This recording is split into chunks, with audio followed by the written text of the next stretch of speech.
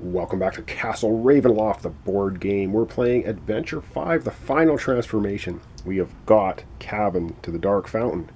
We need to keep him there with a hero and no monsters on his tile at the end of each hero phase to knock this down to 0. We get this down to 0, we win the scenario. So far, we've had very good luck, I say.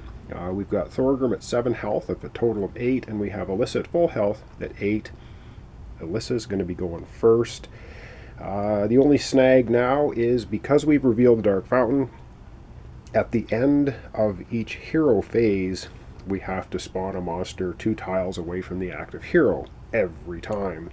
So basically what it means is we're going to start getting all kinds of extra monsters out on the board, which can cause us grief.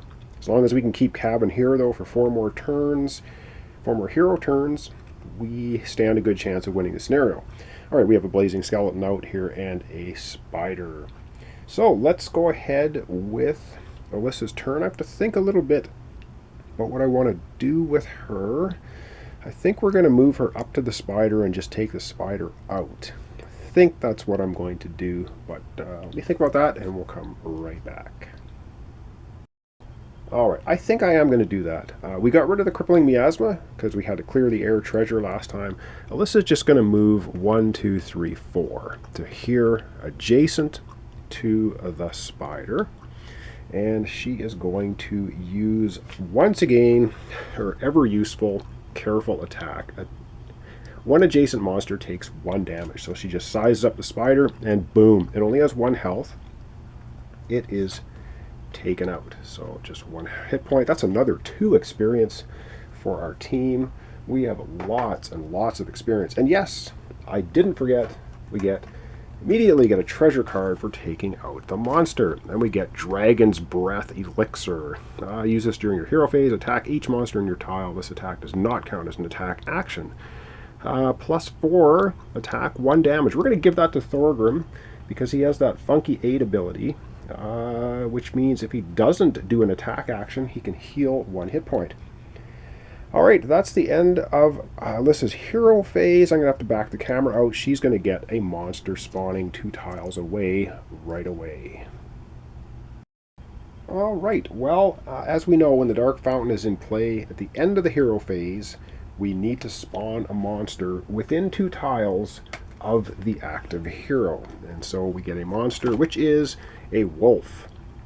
And the wolf is going to be controlled by Allisa, and it's going to be placed 2 tiles away. So we're going to grab the wolf miniature, and we're going to put it way up here, 2 tiles away from Allisa. It's all good. So that's the end of her hero phase. Now, if Allisa had been on this Dark Fountain tile with Kavan at the end of her hero phase here, we would lose an essence off there, but we don't, because it's just the active hero has to be on the tile with Kavan to get this to be knocked off. Allisa was just cleaning house a little bit here, so we don't get to lose an essence at the end of the hero phase here. Now we're into the exploration phase, and Allisa did not explore a tile because she was taking care of business. So that means we are going to get an encounter card. These are always just delightful. And it is Hands of the Dead. It's an attack. Attack each hero on the active hero's tile. If the hero is hit by an attack, the hero is slowed. You know what? I don't think we're going to bounce this one. I don't think we're going to bounce it. We're going to let that go ahead. And we're going to roll a die for that. Attacking her rolls an 8. 8 and 6. Oh, did we get lucky? 8 and 6 is only 14. And 14 is lower than Alyssa's armor class of 15, so she's just going to take 1 damage, and that's it, and she won't be slowed. That is so cool.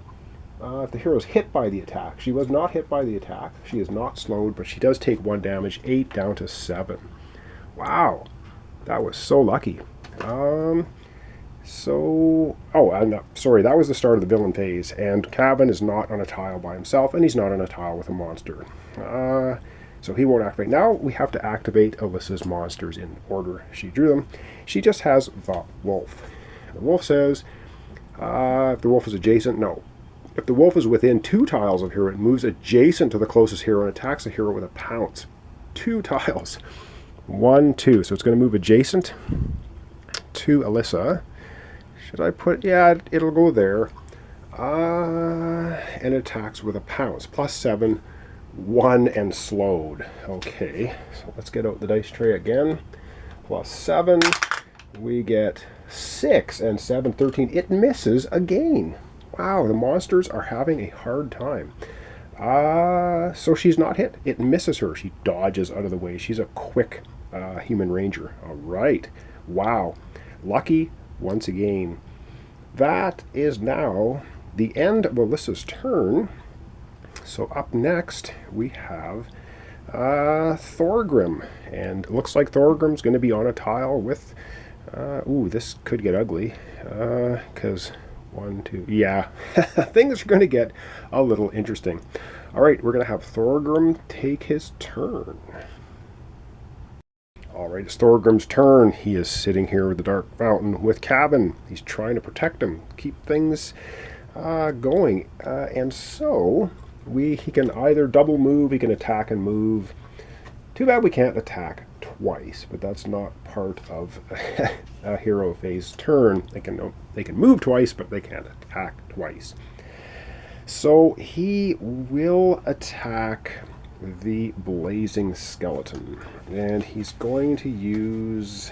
Oh, let's go ahead and use his Lance of Faith. Attack one monster within 1 tile of you. If the monster is undead, you deal +1 damage with this attack. I don't know if he can use the... choose an undead monster, takes 1 damage. I think he can use the Holy Water and then attack. Use this...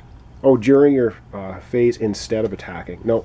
So he's going to attack with the Lance of Faith. The Blazing Skeleton has an armor class of 13, so he should... I hope Thorgrim can hit. He needs a 13, so he has to roll a 7 or higher. And he rolls a 3, which is unacceptable. So Thorgrim does not hit the Blazing Skeleton. That is not good. And so that was his attack. He can move now. He can move to this edge for exploring, but I don't want to reveal any more monsters. So we're just going to have... I'm going to readjust the camera, and we're going to have him spawn a monster 2 tiles away.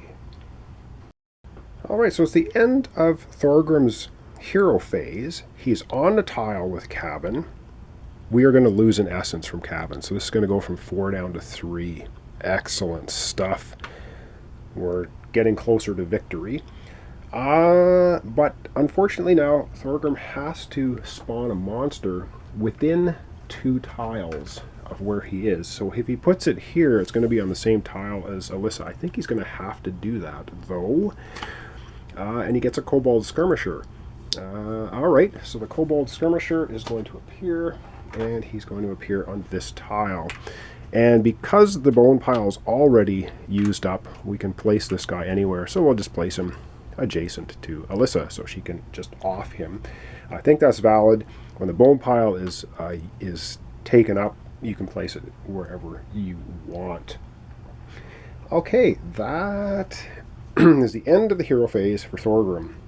I've done everything correctly. Now we go into the encounter phase. He's not adjacent, so he won't be revealing a tile. And so with that, we go directly to the villain phase. And is Thorgrim on a... is he by himself? I'm talking about Kavan. No, he's not. Is he with a monster? No, he's not. He's not going to transform. Is the villain active? No. We have to draw an encounter card, though, because we did not explore a tile. So we get an encounter card, and it is Neglected Passage. Oh, man, tons of text. I'm going to have to grab my glasses. I'll be right back. All right, let's take a little closer look at this now that I can read it. Did you look down that hall? It's a neglected passage. We're not going to bounce this encounter because it's not that horrific. If the start tile is not in play, well, it is. So we ignore this text. We draw a tile from the bottom of the dungeon tile stack and place it adjacent to the unexplored edge that is closest to the start tile, which is this one. Then we're going to place a new monster on the tile, but do not draw an encounter card. So if it's a black triangle, we don't draw an encounter card. So bottom of the dungeon tile stack, we get a black triangle. Yeah, we don't care. It is going to go here, though, and we are going to get another monster, Thorgrim, which, of course, is not delightful, but it is what it is. Then we get another warrior skeleton. Okay, from a long way off. So we get a warrior skeleton. That's one of these colored guys from Dungeon Command. He's going to show up way over there. So we're still in the villain phase. That was him doing the encounter card. If the villain's in play, he didn't transform.